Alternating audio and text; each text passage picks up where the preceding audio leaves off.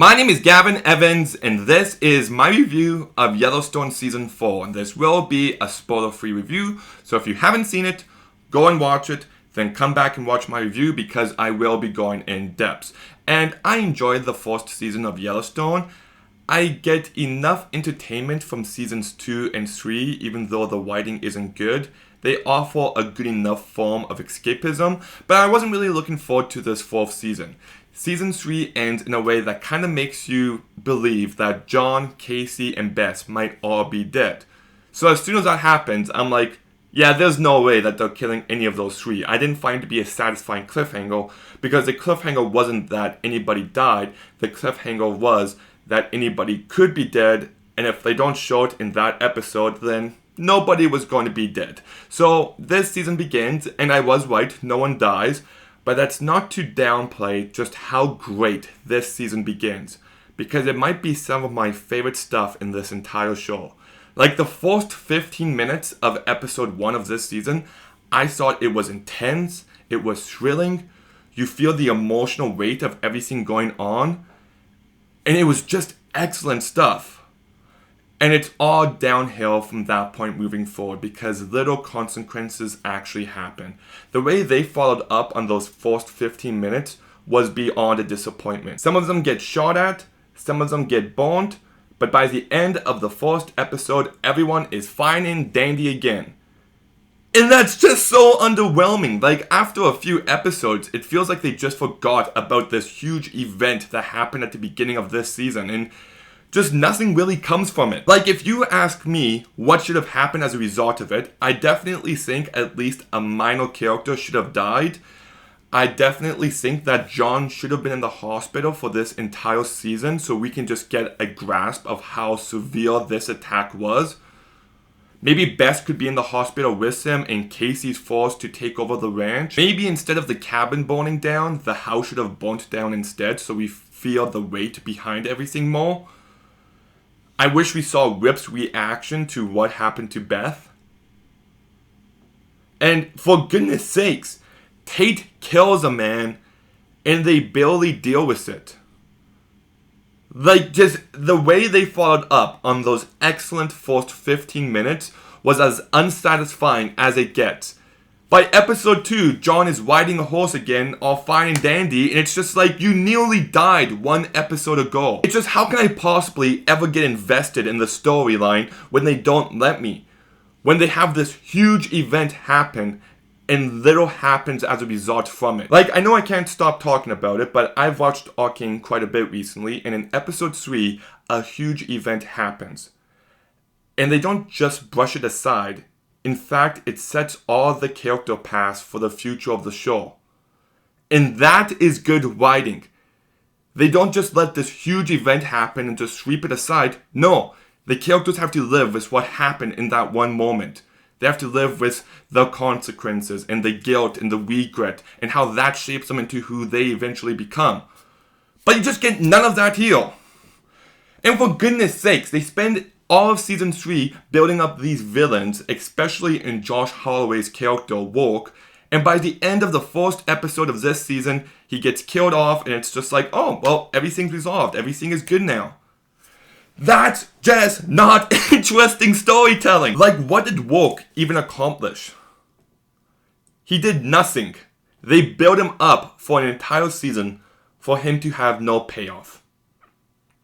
And then they introduce all these new characters in this season that I couldn't care less about, beginning off with Carter. Now, Carter has a very sloppy introduction to this show, but I actually liked what they were hinting at for him.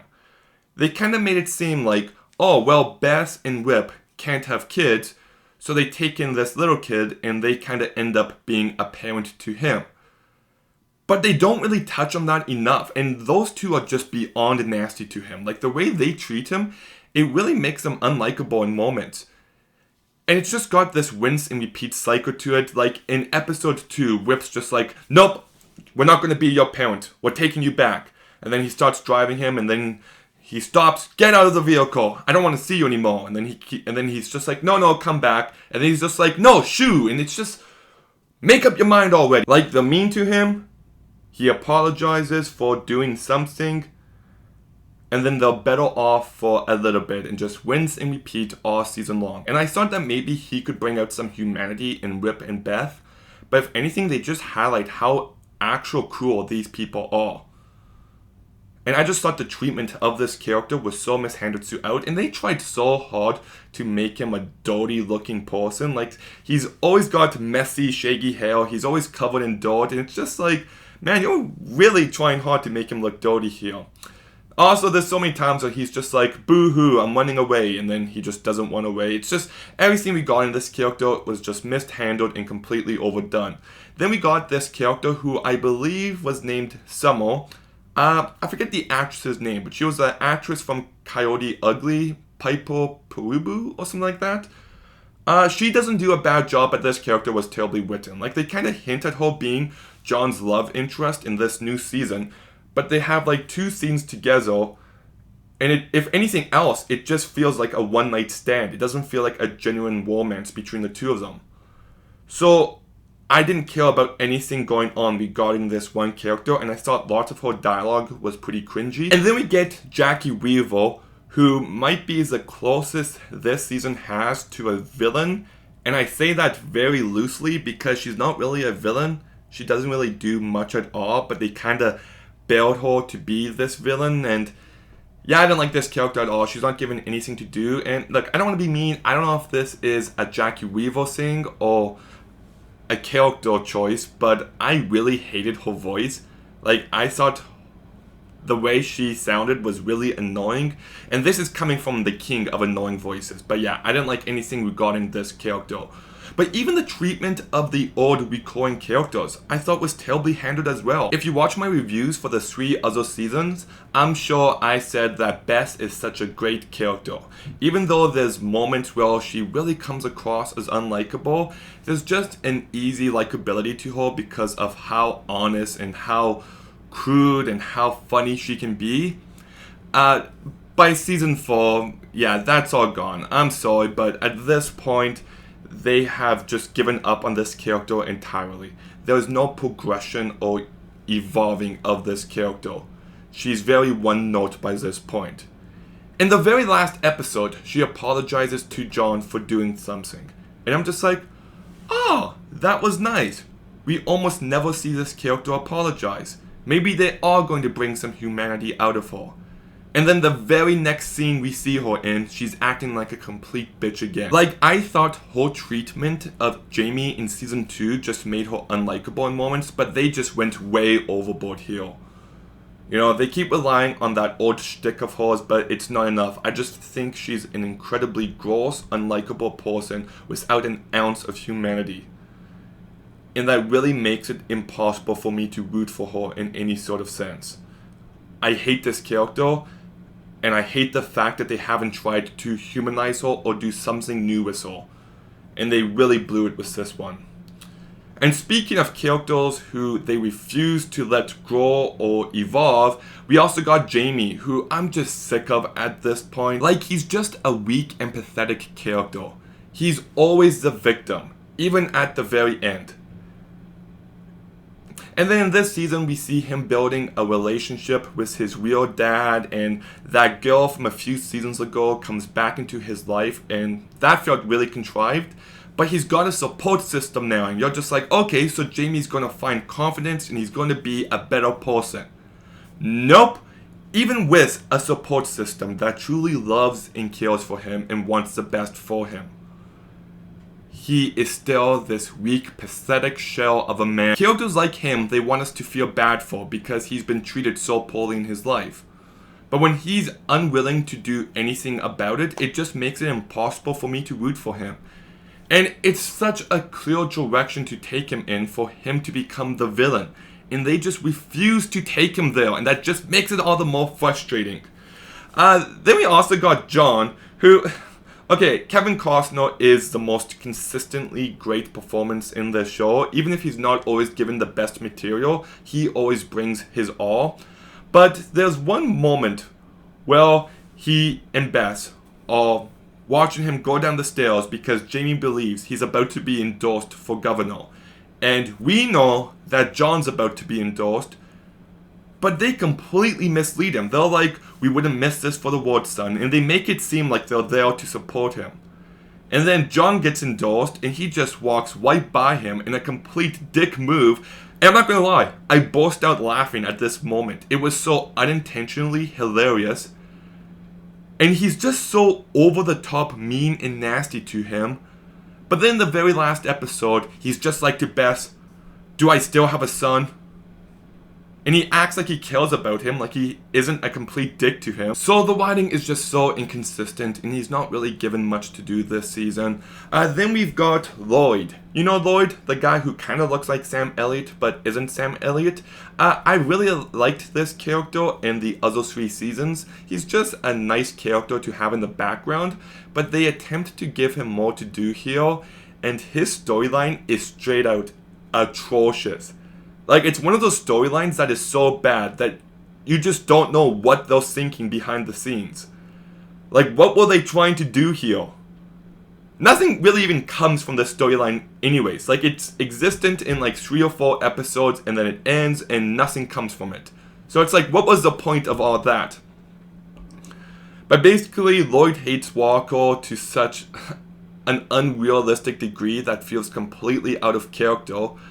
Like, he even just stands there and watches Walker have sex with his girlfriend, and it's just weird and creepy. And then Lloyd gets so mad that he's playing guitar or something, so he just stabs him. It's just...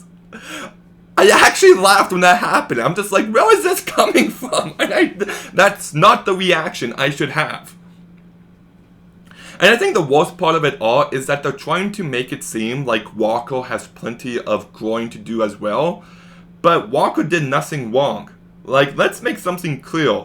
Lloyd almost killed him. He attempted to kill him. And everyone's just like, oh yeah, these two are both immature assholes.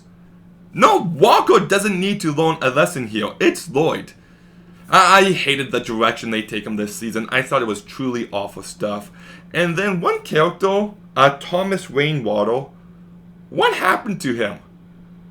Like, he was such a big character in seasons 1 and 2, and he definitely had more of a presence in season 3, but he literally does nothing here.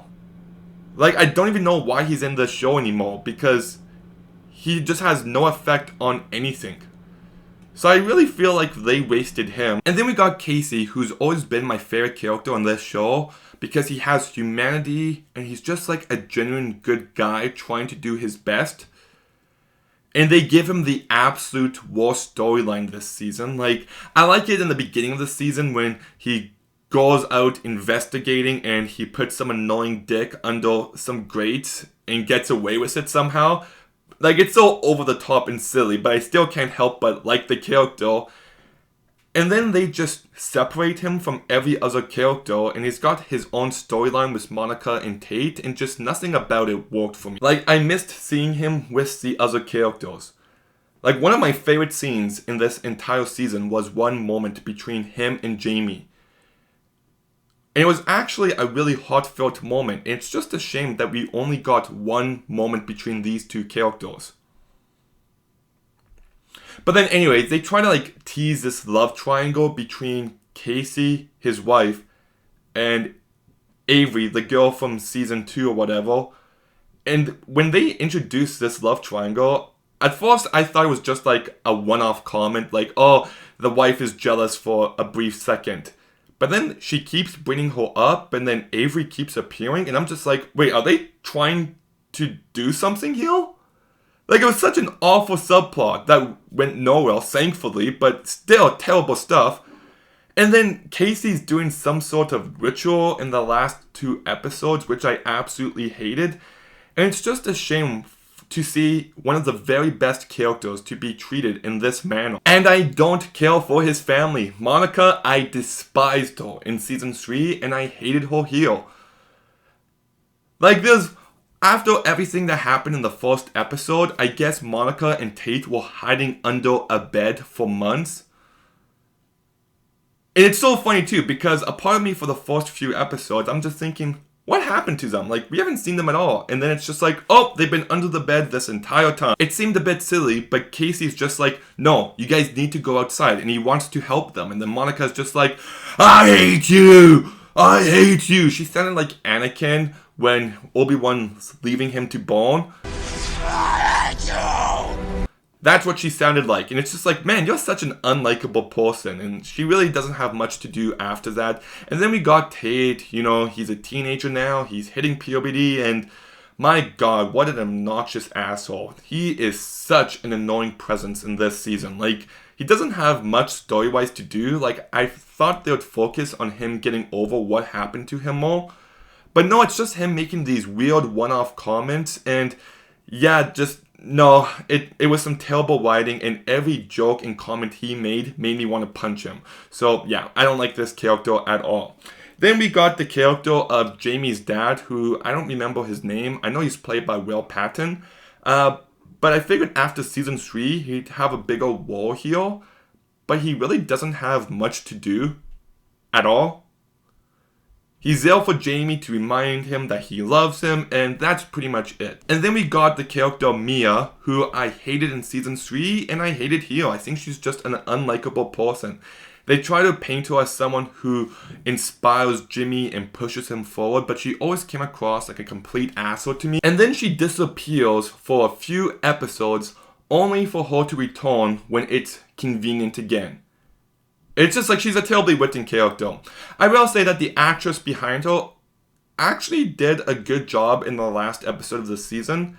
I don't think she's a good actress, but in this one moment, she actually did impress me. But yeah, I don't like this character. And then we got Jimmy's storyline, which I know this is an unpopular opinion because it seems like everyone hates his storyline. And I'm not saying it's a good storyline, but I think his storyline was my favorite of this entire season. It might be contrived, but it's the only real character growth we witnessed this season. Do I buy each and every beat of it? Absolutely not. Like, from episode 8 to 9, they do this huge jump in his personality and his abilities, and I wish we saw him training a bit more. But by the end of this season, he does feel like a genuinely different guy than he was at the start of it. So, it's not the greatest storyline, but I do like the fact that they gave him something to do. But speaking of Jimmy, I guess they're doing a spin-off focusing on him in Texas. And they're also doing a spin-off that's already started called 1883.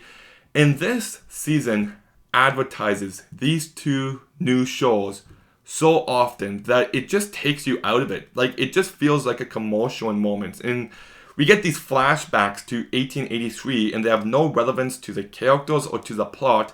They're just there to be like, hey, we got a new TV show coming soon. Check it out. And I thought it's actually pretty good. I might check it out one day. I'm not sure. But still, whenever those moments were in this season, it really did take me out of it. But this was easily the worst season yet. There's just no real story to this season of television. There's no real progression or character growth in any of the main characters. It focuses a lot more on these new characters and the supporting characters than giving the characters we already know and love something to do. And because of that, you just get this show that's incredibly uneven and unsatisfying. There are some nice moments of escapism. Like, it does look beautiful. It does make you want to be a cowboy. But we're 4 seasons in, and that's simply not enough of a reason to watch this show anymore. There are some decent moments. Like, I like the moments between John and Whip because these two have a real respect for each other. And I really like seeing that. There's moments where you get some cowboy music. There's one song called All I See Is You, and it's at the end of one episode, and then we get like an upbeat version of it the next, and I really like that song. But this season just didn't do anything for me. I think it's a really bad season of television. I think it handles each character poorly. It separates so many of the main characters from each other, so you don't even get that dynamic that you like seeing in the show. And just some of the choices they make are bafflingly awful. The first 15 minutes are great stuff, but it's all downhill from that point forward. So I'm going to go ahead and give Yellowstone Season 4 a 3 out of 10. That 3 out of 10 is being very generous. But have you seen Yellowstone Season 4? What did you think about it? Let me know in the comments down below. Make sure you like, make sure you comment, make sure you subscribe. Stay tuned for some more videos soon. And Gavin,